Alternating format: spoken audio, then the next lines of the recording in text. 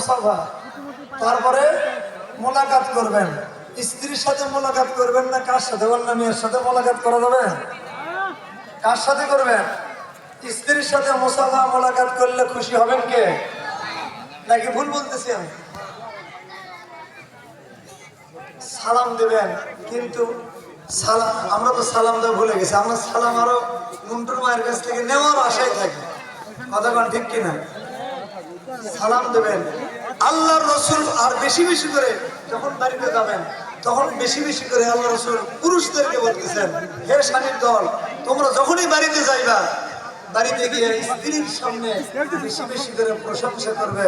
মন্টুর মা, তোমার রান্নাটা এতই সুস্বাদু গো, যতই লবণ বেশি হোক তাও বলবেন খুব সুন্দর হয়েছে। দেখবেন মন্টুর মা খুশিতে গুলগুলো হয়ে যাবে।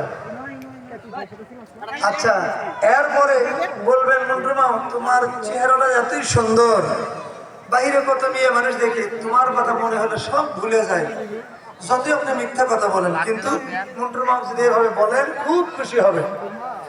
আরো যা কিছু প্রশংসা করার করবেন। রাসূলুল্লাহ বলেছেন। কে বলেছেন? রাসূলুল্লাহ বলেছেন।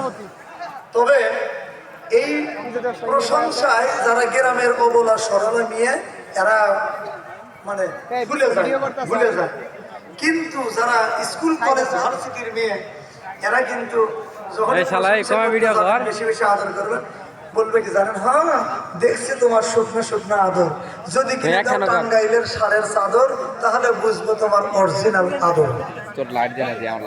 হ্যাঁ, আল্লাহ রাসূল বলছেন, যখন আপনি আপনার স্ত্রীকে মহব্বত করতে যাবেন তখন আপনার কাছে কিন্তু অনেক কিছু দাবি করে বসবে, বুঝলেন? আমি 2-3টা প্রোগ্রাম করে মাঝখানে অক্টোবর মাসে মাঝখানে